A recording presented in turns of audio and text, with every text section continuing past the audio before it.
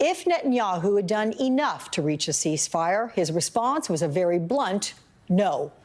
And we also learned in the past hour that the United Kingdom now says it will suspend some weapons sales to Israel out of concern they could be used to violate international humanitarian law. All of this as Israel mourns the deaths of 6 hostages killed just before they could be rescued, including Israeli-American Hersh Goldberg Poland, who was laid to rest earlier today. His mother fighting back tears, telling her son, quote, "Finally, you're free." It's not that Hersh was perfect, but he was the perfect son for me. And I am so grateful to God. And I want to do Hakarat Hatov and thank God right now in front of all of you for giving me this magnificent present of my Hersh. For 23 years, I was privileged to have the most stunning honor to be Hersh's mama. I'll take it and say thank you. I just wish it had been for longer. Hersh, like most parents, Dada and I would often talk about who you would become, what you would be like when you grew up, what you would do, what you would look like, what kind of parent you would be. But now you will forever be our beautiful boy.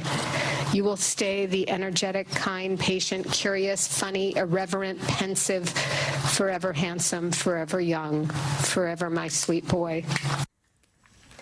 I want to bring in NBC's Matt Bradley in Tel Aviv, NBC's Monica Alba, as well as covering the White House for us. So, Matt, incredibly emotional to listen to this. Both of Hersh's parents saying they hoped his death, along with the 5 others, would help lead to a deal that would bring the other hostages home.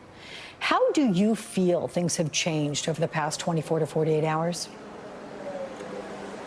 Yeah, it's a great question, Alex, and it's one that's really hard to answer because, you know, when we're talking about what we've seen over the past 24 to 48 hours, there is a huge amount more of it. This isn't the first time that we've seen hostage bodies who have been recovered from the Gaza Strip. It's not the first time that we've seen mass protests against Benjamin Netanyahu, calling for him to accede to some kind of deal.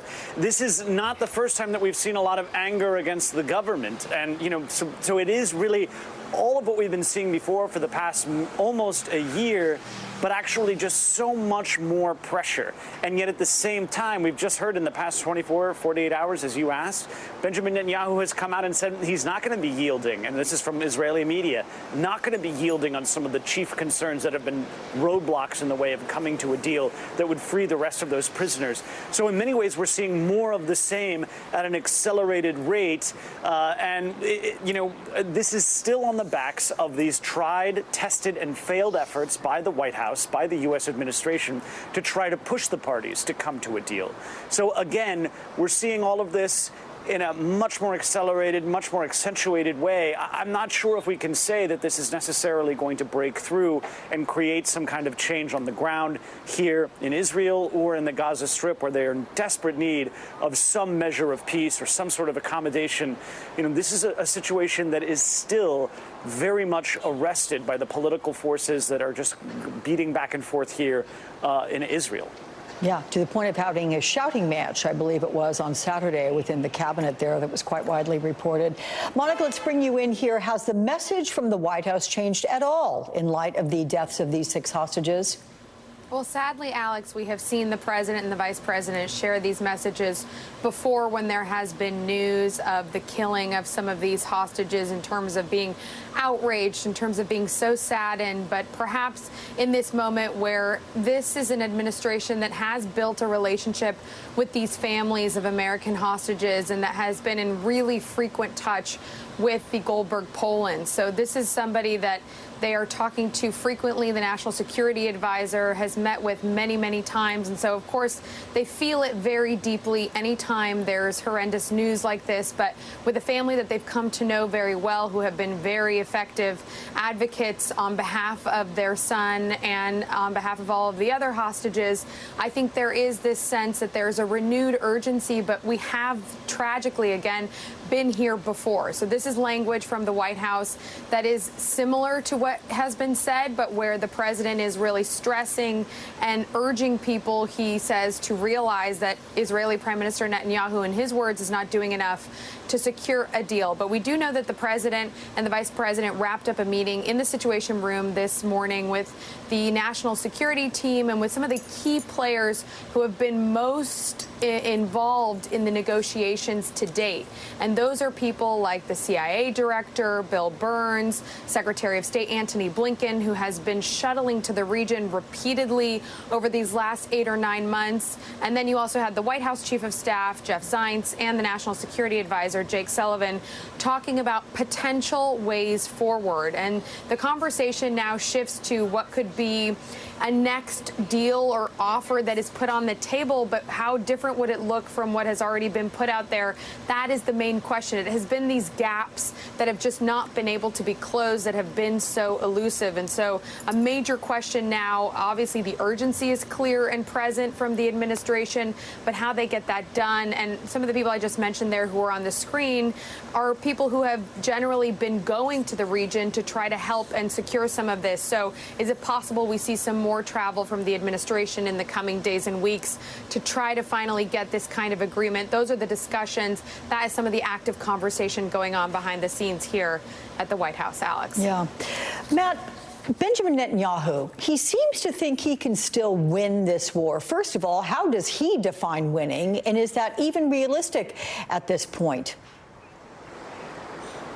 Yeah, another great question, Alex. I mean, when you're talking about how to define winning, and I don't want to sound too lawyerly here, but actually it really depends on how you define it. And at the outset of this, right after October 7th, Benjamin Netanyahu and the military, they were very, very clear on what their objectives were. There were 3 of them: securing Israel's borders, freeing the hostages that remained in the Gaza Strip, and defeating Hamas once and for all. Now, it's been nearly a year. None of those 3 have been achieved. And in fact, when you look at securing Israel and its borders, now Israel is fighting in 3 different theaters of war. It's enclosed in by war in the West Bank, northern Israel on Lebanon against Hezbollah, and in the Gaza Strip, a war that is still at full froth. So, and Hamas is still a fighting force in many ways, in ways that, belie what we've been hearing from the Israelis, that they are near to defeat of this terrorist group.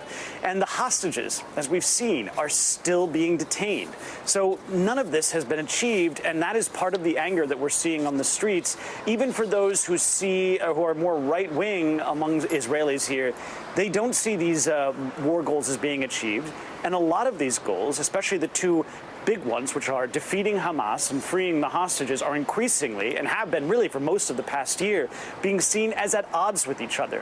One cannot be achieved without the other. And that is why we're hearing this not only from the public on street level in these protests that I was at last night, but also in the halls of power, from IDF generals, from top politicians. They're saying, choose one.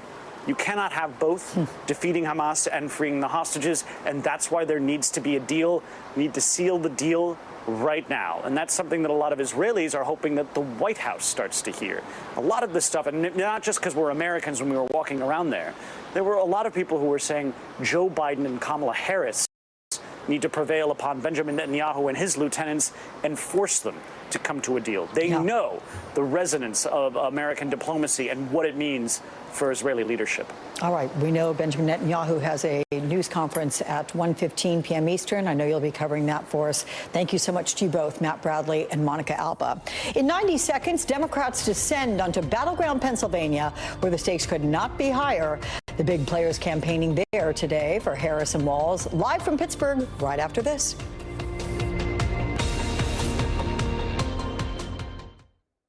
You can grow your savings at 5.1% APY with our new high-yield cash account.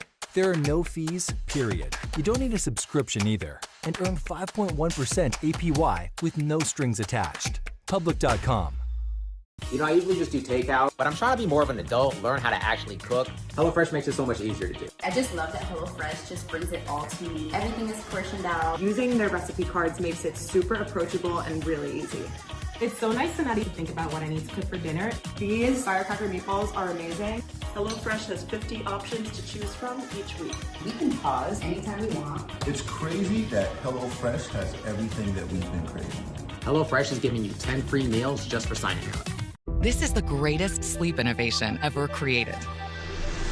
It's the patented Gel Flex Grid inside every Purple mattress. Only Purple passes the raw egg test because only Purple cradles your body and simultaneously supports it. Memory foam doesn't come close. Purple conforms to relieve pressure from hips and shoulders while supporting your spine and instantly adapts no matter your position. Sleep on a Purple risk-free for 100 nights. Save up to $1,000 during our Labor Day sale. Visit purple.com or a store near you. Democracy is egalitarian, which means it's for everyone. But it also, I think, is a divinely inspired gift of our forefathers to show us that we can lead ourselves. 11 past the hour, and what you see there is the back of the vice president and Democratic presidential nominee there, Kamala Harris. She is making her way to Detroit. She's at Detroit's Wayne County Municipal Airport there. Actually, not municipal, it's an international airport. But there you see in the red to her right, that is Congresswoman Debbie Dingell. We also have Congresswoman Haley Stevens there as well. So we're going to be following her as she makes her way through Detroit and does some campaigning on this Labor Day as she meets with labor leaders. It is certainly part of the campaign's Labor Day blitz, seeking to shore up union support in these key battleground states, and that includes Pennsylvania, where all hands are on deck. In fact, in just a matter of hours, President Joe Biden will hit the campaign trail with the vice president for the first time, in fact, since he left the race. They'll be meeting with local labor unions in Pittsburgh as they look to tap into the state's very rich history of organized labor. It will mark Vice President Harris's 9th visit to the crucial battleground state this year. We've got a lot of people to talk about this, starting with NBC's Mike Memoli. He's reporting from Pittsburgh. Also with us, we have Julia Taruso, political reporter for the Philadelphia Inquirer, Julian Castro, 2020 Democratic presidential candidate and an MSNBC political analyst, and Brendan Buck, former aide to House Speakers John Boehner and Paul Ryan, as well as MSNBC political analyst. Let's get the conversation going. We're going to keep the camera, everybody, on the vice president as she makes her way eventually to the caravan that will take her there to where she's meeting with labor unions. So, Mike, Pittsburgh, that is a Labor Day tradition of sorts for Joe Biden. So how could that history translate to the Harris campaign? Well, Alex, when you think about the different constituencies that the Harris campaign needs to keep energized and to turn out in November, organized labor is really one of the most critical of that group. And when you talk about the types of voters that President Biden still has a special connection to in the eyes of his advisors as well as the Harris campaign, they think that is exactly one of them. It was 6 years ago, in fact, that I was in this very same Union Hall here in Pittsburgh when then former Vice President Joe Biden came to Pittsburgh, marched in that Labor Day parade. It was something of a test launch of his potential 2020 candidacy. At the time, Biden told me, these are the guys that brought me to the dance. Well, today he is coming with a new dance partner for organized labor. It's, I think, notable that this is the first place where we are seeing President Biden and Vice President Harris campaign together since the president ended his candidacy. And this really speaks to an important part, a political home base for him. This was also where he ended his 2020 campaign. He also held the first rally of his 2020 campaign in Pittsburgh. We know the way that the Trump campaign has tried to make inroads with union voters. Biden won union households by 16 points 4 years ago, but we saw the Republican National Committee, one of the major labor leaders in the country, Sean O'Brien of the Teamsters Union, on stage in a primetime spot. So this is sort of a window into how Biden might be useful still to the Harris campaign in the closing 9 weeks of this campaign. And you look at where we're going to see President Biden this week as he's now reemerging for the first time since we saw him give that emotional address at the Democratic convention. He's here in Pennsylvania later today. Later this week, he'll also be doing events in Michigan and Wisconsin, courting those types of voters. That's also where we see the vice president today. As you mentioned, she's in Michigan now. Governor Walz, the vice presidential candidate, starting his day in Minnesota, but he'll also attend Labor Day events in Wisconsin as well, Alex. And funny you should say that, my friend, because to the left of the screen, we see Vice President nominee Tim Walz, of course, the governor. He is there in St. Paul. I promise he's in there. He's got a lot of people around. He's been taking selfies, as he's been known to do, and giving a generous amount of his time to talk to everybody there who's gathered there. So Julian, as I bring you in, how do you think the campaign can best use President Biden on the trail? What's the best role he can play? There are a couple of things here. As Mike pointed out, like Biden has a great connection, especially with working class voters, also older, moderate voters he did well with, continued to do well with, even up through the time that he decided to exit the race. So he helps to bolster confidence among those voters for Vice President Harris. In addition to that, I mean, we know that Joe Biden, even though his political home, his residence was in Delaware, and he represented it for all those years in the Senate, his narrative home really has been Pennsylvania. He was a kid from Scranton, right, who could connect with that state and the people there. Pennsylvania is a make or break state, or the closest thing that we have to it in this election with 19 electoral votes. It gets harder for either Vice President Harris or former President Trump to win without Pennsylvania. So I think this is a very smart move to roll out this joint appearance on Labor Day, which traditionally is the start of the fall campaign where more and more voters begin to tune in. I think that we'll continue to see President Biden show up at events like this in other battleground states like Michigan, like Wisconsin, that have a similar profile to Pennsylvania. So, Brendan, like all voting blocs, union members, they're not a monolith. And a New York Times article out today says even as union leaders overwhelmingly throw their support behind Democrats, former President Donald Trump maintains the loyalty of many of their members. So how should the Harris campaign approach courting some of those rank-and-file members? Yeah, I mean, it's a completely different set of politics than we used to have, back when I was on the Romney campaign in 2012. Donald Trump and his allies have tried to remake the Republican Party in a much more populist way, going after exactly those white working class voters. And that is his base, whether they're in a union or not.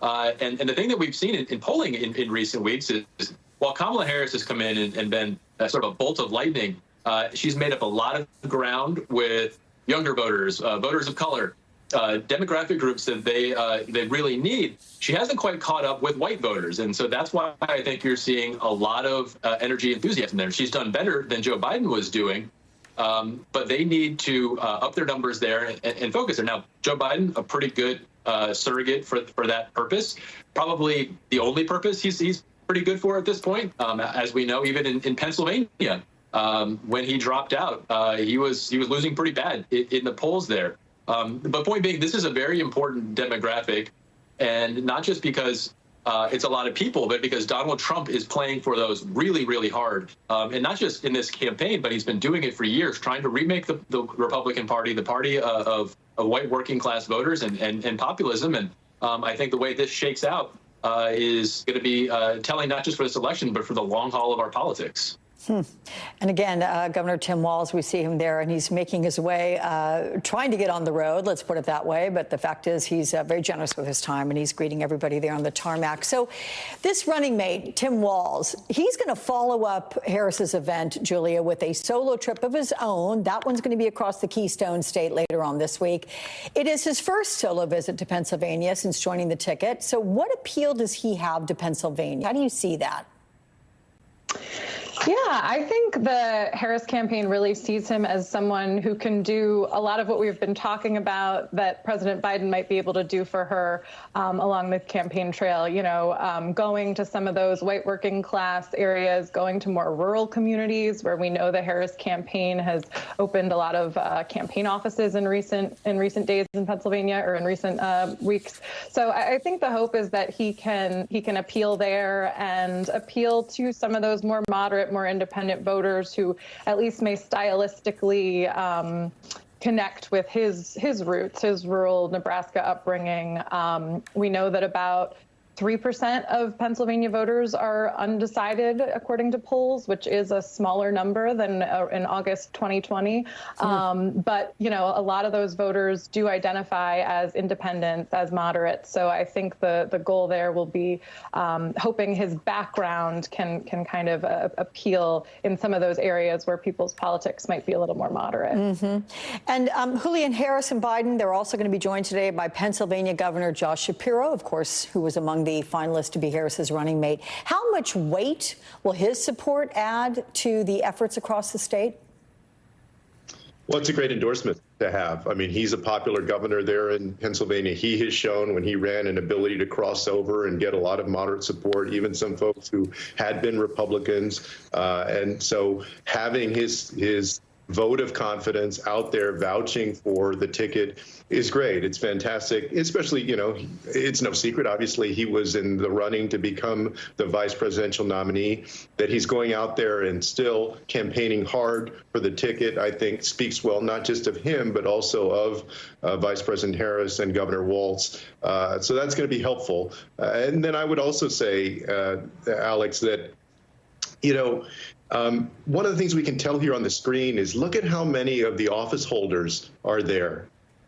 You can tell the enthusiasm for a candidate by how many people show up on a tarmac to greet them and want to be part of the press and the media and all the attention that's with them. That is a perfect encapsulation right now of where we are for Vice President Harris with Democrats in this race. They want to be a part of what they see as a winning campaign that has momentum. They need to take that into Pennsylvania and keep going for the next 2 months to victory.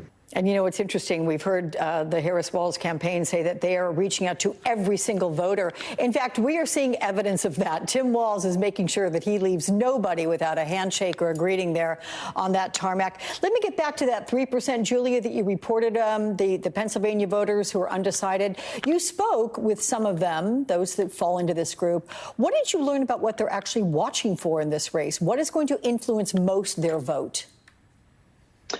Well, undecided voters are a tricky group to capture. You know, a lot of them just aren't even paying that much attention yet, which I know is incredibly hard to believe. But some of the ones I did talk to genuinely do feel a little frustrated with both parties at this point.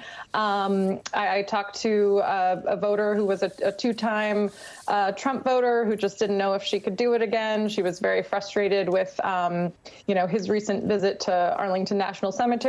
But she also watched the vice president's CNN interview and said she didn't feel like she was getting real substantial answers there. So I think with a lot of these voters, it may just be, you know, what happens in the debate, what happens in the final weeks that finally pushes them in one direction or another, or in some cases, whether to vote or not to vote. Yeah, I was going to say there's a school of thought that Harris is saving some of her firepower and those details for the debate and that huge platform that is expected. So we shall see. Meantime, Mike Memoli, Julia Taruso, Julian Castro, Brendan Buck. Good grief, I talk to you every weekend. How did I get that one wrong? Thanks, guys. Coming up, more than 10,000 hotel workers walk off the job on a busy Labor Day weekend. Their demands and how it's affecting travelers and businesses. You're watching MSNBC.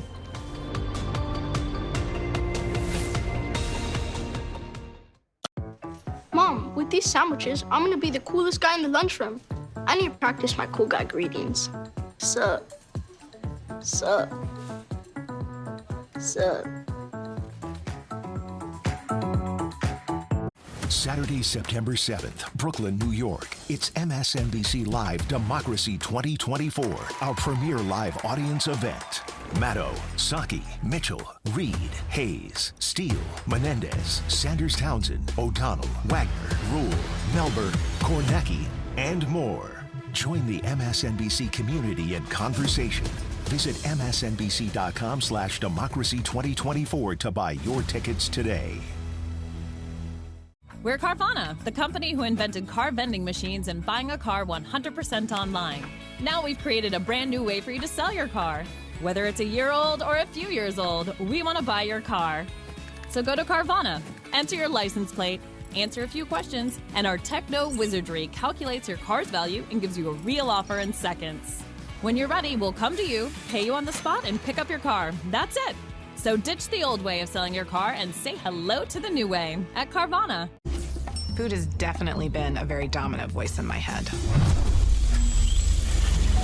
That's not the main focus anymore. Dieting, exercising, and adding GLP-1s through Row is a game changer. I have such a sense of mental freedom since I started with Row. Food no longer controls my thoughts. Family time used to revolve around food, and now it revolves around what we're gonna go do together. Meet the shop that helps you lose weight. Get started at row.co/TV. Precise designs, subtle curves, curated upgrades. Custom configurations create a space that's uniquely timeless, yet distinctly personal. Elevated design for thoughtful living. Thuma. When it comes to hair supplements, you just never know. You see things online, you just don't know if they're gonna work. Is this gonna be powerful enough? Am I actually gonna see substantial results from it? My dermatologist recommended Nutrafol, and it's 100% drug-free and clinically tested. Within 3 months, my hair is fuller. It's longer, it's thicker. It was so nice to be noticed for my hair after hiding it for so many years. Try the #1 dermatologist recommended hair growth supplement brand at Nutrafol.com.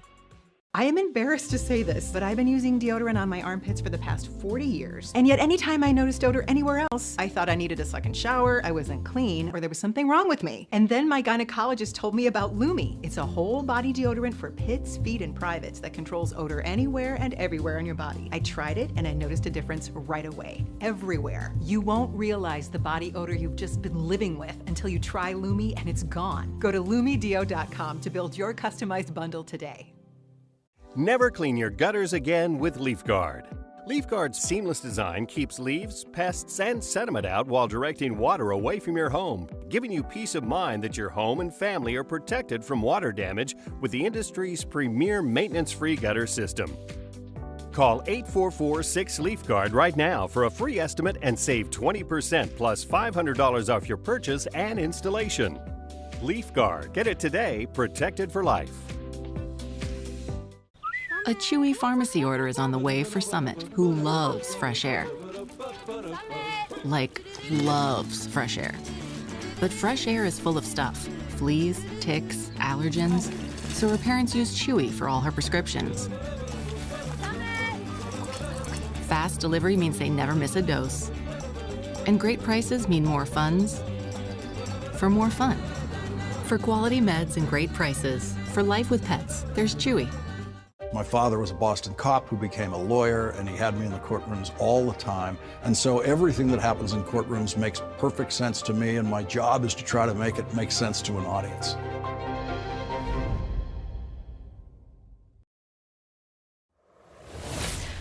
Well, the hotel checkout line may be a little bit longer for the millions of Americans traveling this holiday weekend. Thousands of hotel workers across the nation are walking off the job today, demanding higher pay and better working conditions.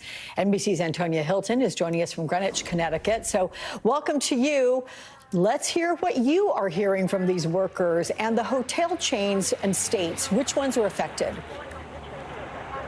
Hey, Alex, where there are about 10,000 workers. That includes housekeepers, cooks, all kinds of staffers who serve you when you go on vacation and stay at a Hyatt, Hilton, or Marriott. Those are the major chains affected here. And we're here in Greenwich, Connecticut. And actually, the lieutenant governor and governor just arrived here to address the workers and show them some support. What they tell us is that some of them have been working at this chain for 10, 20, even 30 years, and that they've seen very meager raises, things like 25-cent, 30-cent raises. Meanwhile, their rent has in some cases doubled. They're struggling to afford their health care bills. They're making decisions at the end of the month about whether they pay their phone bill or have enough money to get meat for them and their kids. Take a listen to a conversation I had with one housekeeper who has worked here for 12 years. Sometimes I can pay my bills. I have to skip on bills. Even my phone, I can't pay my phone because the money is not enough. I got 2 kids. 2 kids. I got one 18 years old in college. My second one is 8 years old. He's with me now. And I cannot pay for the insurance for them at my job because it's too high. And that's a really common story. And, you know, it also reflects, I think, what many of us at NBC News have been hearing from workers, from voters all over the country right now, that people are really frustrated when it comes to how far their income, their dollar is stretching right now for just their basic needs. We've also reached out to the hotel chains, Alex, and Hilton responded telling us that they are committed to good faith negotiations and to trying to find a way to make this work for their staff and their hotels, Alex. Okay, well, lots to come on that front, no doubt. Thank you very much, Antonia from Greenwich, Connecticut. Right now, millions of people are loading up their cars and standing in line at the airport to make the mad dash back home from the holiday. NBC's Priya Sridhar is at Atlanta's Hartsfield International Airport for us, so welcome to you. Let's see, things don't look too bad behind you there. How are they?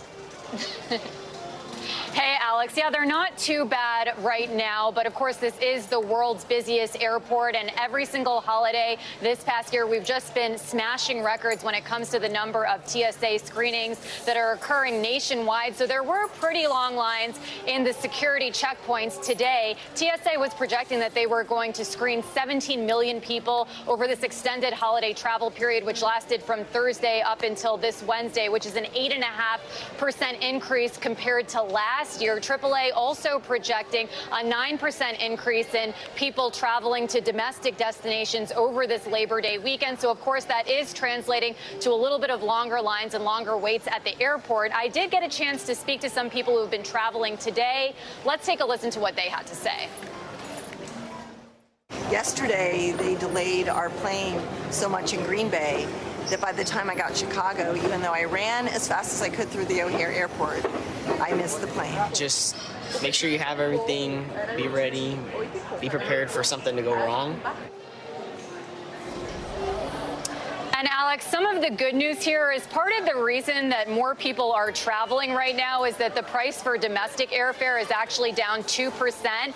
And it's the same thing for the roads. We're seeing lots of people hitting the roads trying to return home from their Labor Day weekend travel plans. And so it's expected to be the most crowded on the roads between 11 a.m. and 8 p.m. today. So if you can try to leave after that, or if you're planning on leaving tomorrow, it's better to leave after 1 p.m. But again, a silver lining here is that the average gas price nationwide is at $3.33 per gallon, which is actually down 50 cents compared to this time last year, Alex. I'm glad you mentioned that. I was going to as well. That's a really good point. All of it was. Thank you so much, Priya Sridhar.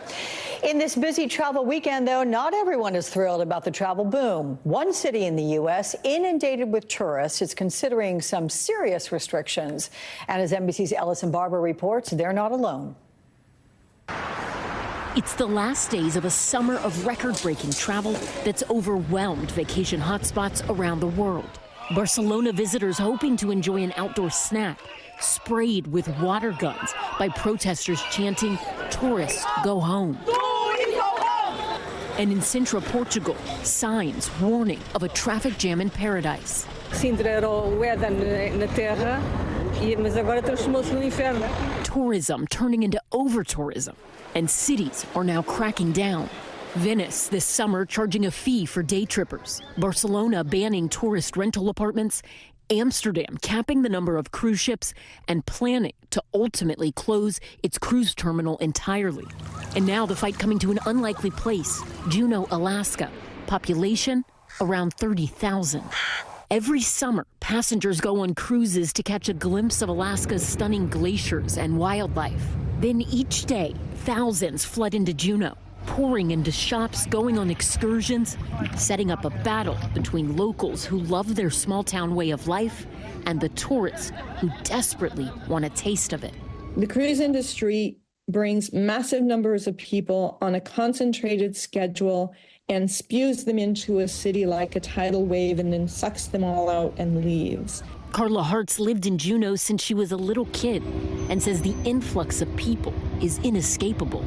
Cruise ships stopped in Juneau more than 700 times in 2023, with nearly 1.7 million passengers, up 74% from a decade ago. All of the areas that the locals used to go to sport fish, to kayak, is all blanketed by whale watching boats. Hoping for a day of rest, she started an initiative called Ship-Free Saturdays, pushing to ban large ships that can hold 250 passengers from docking in Juneau once a week and on the 4th of July.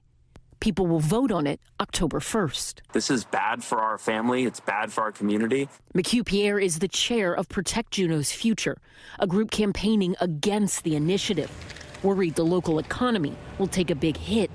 After all, the cruise industry was responsible for more than $300 million in spending in Juneau last year and nearly 4,000 jobs. we expect there would be about 400 direct tourism-related jobs that would go away.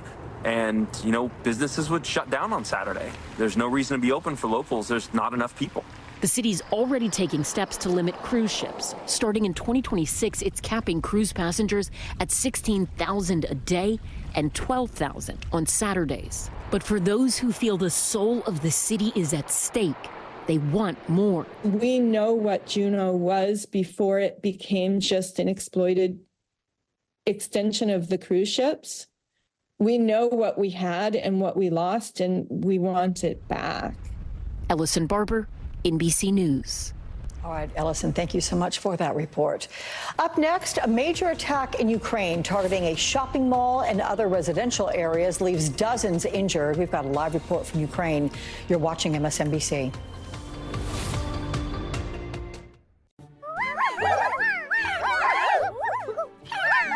Escape to the country with Farm Heroes Saga, the crop-tastic puzzle adventure game.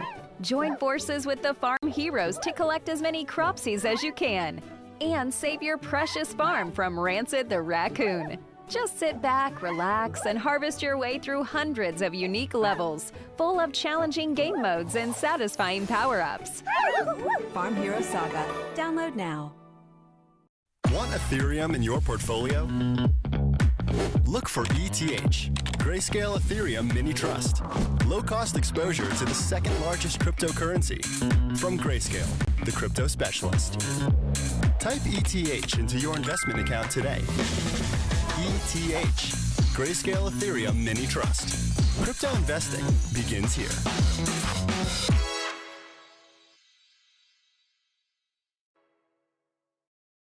Introducing MSNBC Premium on Apple Podcasts. Get early access and ad-free listening to Rachel Maddow's chart-topping original podcasts, exclusive bonus content, and new episodes of The Rachel Maddow Show and Morning Show ad-free. Subscribe on Apple Podcasts.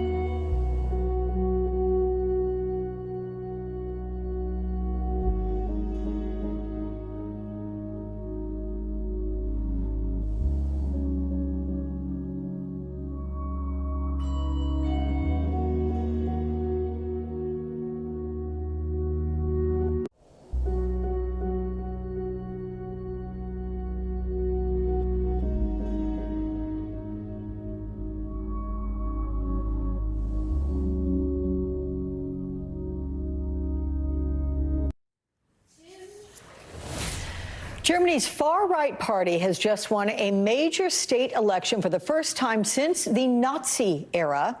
The far-right Alternative for Germany, or AfD, saw very successful elections in 2 East German states, despite the state chapters being classified as extremist by German intelligence. And NBC's Claudio Lavanga is following this for us. Claudio. Alternative for Germany, or AfD, is a nationalist, anti-Islam, anti-immigration party that has gained a lot of momentum and popularity since it was founded in 2013. But this is the first time it has won an election in Germany. It happened in the state of Thuringia, where over the weekend it gained the most votes in the regional elections there.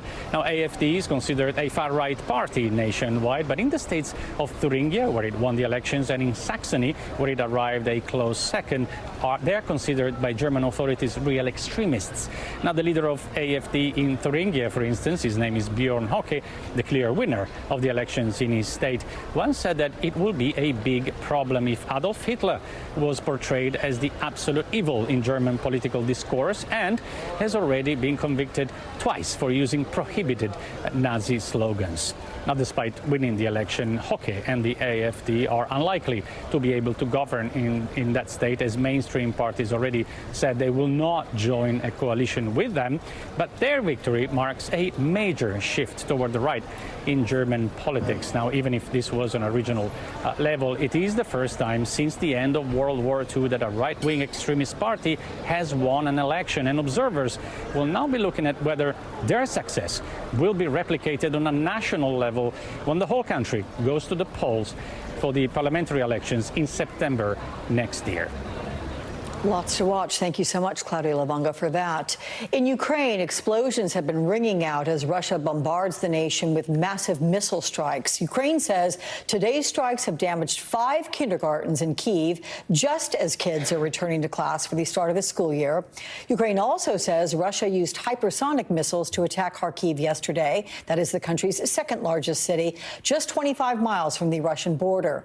The bombardment there killed 1 and injured 57 others. It also destroyed civilian infrastructure, including a supermarket, a shopping center, and the Kharkiv Sports Complex. That is where Olympic champion figure skater Oksana Bayul grew up skating, who's posting on Instagram, quote, "I can't believe it's gone." NBC's Aaron McLaughlin is reporting from Lviv for us. Aaron, I said I was thinking about the timing of this attack, damaging kindergartens. I mean, it seems particularly cruel right now, that and destroying the sports complex with such a proud history to it. Talk about the latest that's happening there. Hey, Alex. Well, yet again, we woke up this morning to the sounds of explosions in Kyiv. About 5 explosions I heard in rapid succession, waking me up. The sounds of Ukraine's air defense system intercepting Russian missiles. And when that happens, what you tend to do here in Ukraine is grab your phone and check an app to try and figure out what's going on. They have Telegram channels that let people know where the ballistic missiles are going. In this case, I checked one Telegram channel. It told me that 2 more missiles were headed toward Kyiv. And in that case, what Ukrainians do is they either wait and see what happens or they head to the shelter. This is the reality on a pretty much daily basis for millions of Ukrainians. And in this case, as you mentioned, Alex, this was the first day of school. So millions of Ukrainian children woke up at 5 a.m. already nervous about the coming school day to the sounds of ballistic missiles being intercepted by Ukraine's air defense. In total, according to the Ukrainian foreign minister, 35 missiles and 25 drones were launched toward Ukraine from Russia. Some of those missiles provided by North Korea. He once again, Dmytro Kuleba, tweeting out, pleading with the West to give Ukraine the green light to strike back, to use the weapons provided by the West to launch attacks on Russian territory, tweeting, "The regimes in Pyongyang and Moscow have no restrictions on long-range strikes against any place in Ukraine. However, in defending itself against these 2 barbaric war machines, Ukraine is forced to fight with hands tied behind its back." Isn't this absurd? Now, it is worth noting that Ukraine launched attacks of its own on Russian infrastructure. About 158 drones, according to reports, were launched overnight on Russian infrastructure in Russia. Alex? Extraordinary details you're sharing with us. Thank you so much, Erin McLaughlin. So we want to show you now some live pictures from Tel Aviv, and it shows crowds again filling the streets now that night has fallen, holding Israeli flags, also pictures of those hostages being held by Hamas. They're calling on the government to strike an immediate ceasefire deal with Hamas to end the fighting, to bring those hostages home. These demonstrations have been going now for the better part of a couple of days. They were triggered initially by the deaths of 6 of those who were being held. Up next, it was once dubbed America's most racist county, how one Georgia county is now reckoning with its dark and complex past, with its plans now for the future.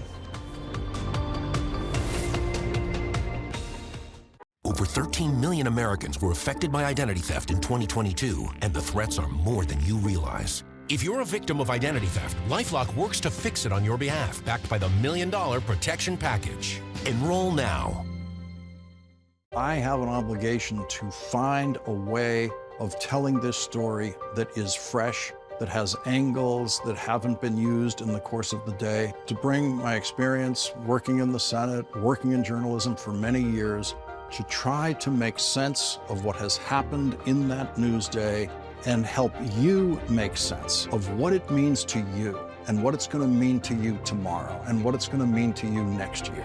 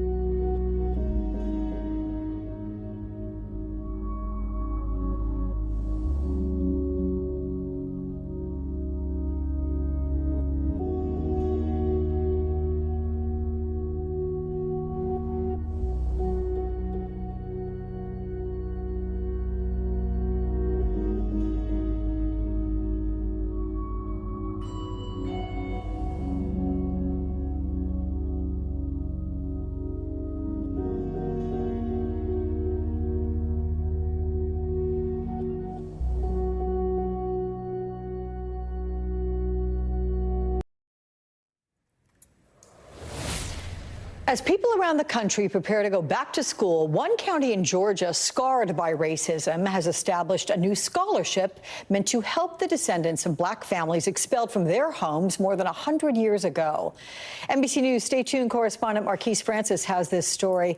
Let's get into this. What say you? Yeah, thank you for having me. Sure. So this scholarship is the undertaking of a group of local pastors that wanted to acknowledge the harm done to African Americans in Forsyth County in 1912, who were violently expelled and told never to come back, including the public lynching of 3 black men. And at this time in America, where there's communities all over the country looking to atone for their own past misdeeds, the founders of this scholarship said this is something different. This is an act of love where recipients can get up to $10,000 for up to 4 years of undergraduate studies. And that's a lot of money. But I want to warn you, this report does contain some graphic archival footage that deals with racism. Take a listen.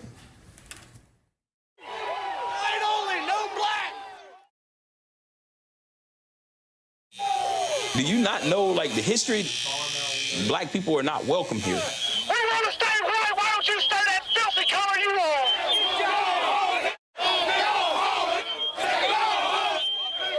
Forsyth County, Georgia, situated 30 miles north of Atlanta and home to about 270,000 people, bills itself as an ideal place to live with its high-performing public schools and a growing diverse community. But beneath this vibrant exterior lies a deep and complex history rooted in racial violence and injustice. And today, residents are having a serious reckoning with that past. The bigger vision I have is for the county that was called the most racist in America in 1987. The dream is for it to be called the county that's known all over the world as the County of Love. In 1910, Forsyth County had just over 1,100 African-American residents, a mix of land and business owners. By 1920, however, there were virtually zero, as most of the black population was violently expelled from the county in 1912, following the killing of a white woman, May Crow, and the subsequent racial terror, including the lynching of Rob Edwards and the hanging of 2 black teens, Ernest Knox and Oscar Daniel. There was little evidence that black people had anything to do with Crow's murder, save for one coerced confession. But for many residents of that time, that didn't matter. Black residents were forced out and told never to come back. The county remained virtually all white until the 1980s. In recognition of these historical injustices, a scholarship was established in 2022 for descendants of the expelled black families. Each recipient receives up to $10,000 a year for undergraduate studies for up to 4 years. Aaron Hall is a recipient of the scholarship and a junior at the University of Georgia. What did you know about Forsyth before even knowing about the scholarship? My mom told me more stories about my great-great-grandfather and what she had known, but other than that, I didn't know about like the expulsion at all. My mom would always tell us, her grandfather said, don't go to Forsyth for anything. And so that was all I knew about Forsyth. The scholarship committee connected Aaron and Angela with a genealogist who was able to connect the dots between local records and tidbits they knew about their family history. A lot of these families had buried the story, and partly it was just so hurtful and so painful for them. Former pastor and Forsyth County resident Durwood Sneed started the scholarship with a group of local pastors. These families started coming.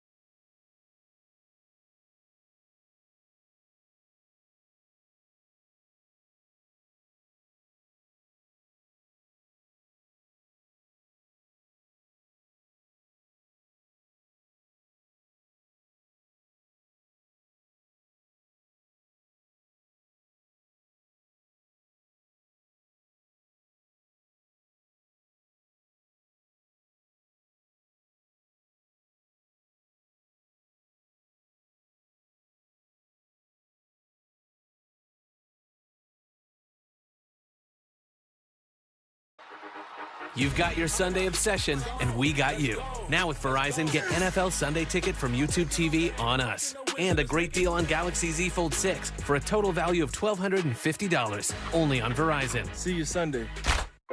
I was stuck. Unresolved depression symptoms were in my way. I needed more from my antidepressant. Vraylar helped give it a lift. Adding Vraylar to an antidepressant is clinically proven to help relieve overall depression symptoms better than an antidepressant alone. And in Vraylar clinical studies, most saw no substantial impact on weight. Elderly dementia patients have increased risk of death or stroke, report unusual changes in behavior or suicidal thoughts. Antidepressants can increase these in children and young adults, report fever, stiff muscles, or confusion, as these may be life-threatening, or uncontrolled muscle movements, which may be permanent. High blood sugar, which can lead to coma or death, weight gain, and high cholesterol may occur. Movement dysfunction and restlessness are common side effects. Stomach and sleep issues, dizziness, increased appetite, and fatigue are also common. Side effects may not appear for several weeks.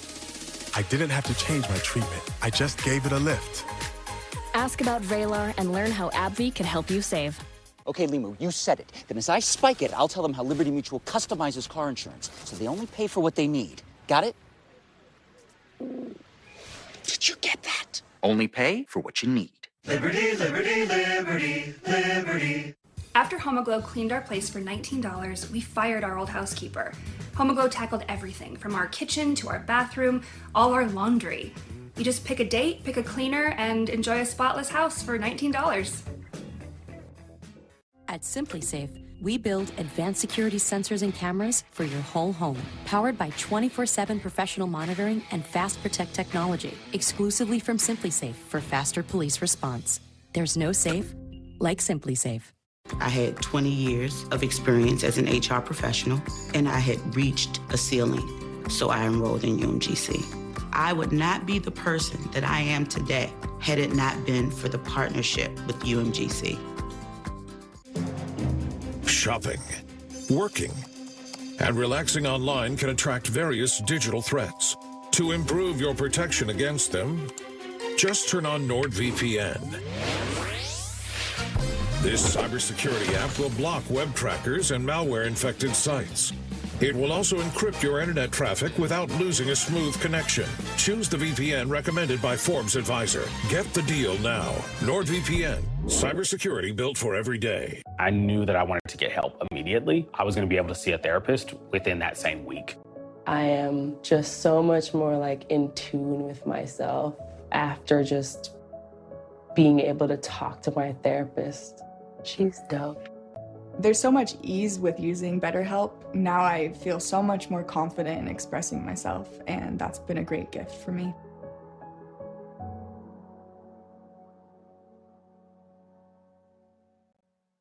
Life with kids can be messy.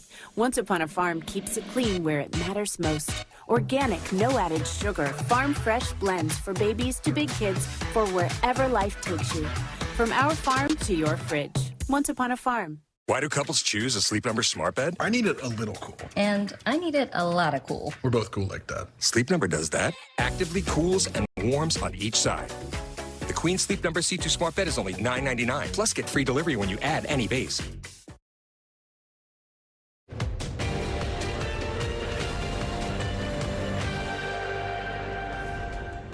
Good day, I'm Ali Vitale on this very busy Labor Day as President Joe Biden lends the presidential bully pulpit and his blue-collar credentials to his Vice President Kamala Harris.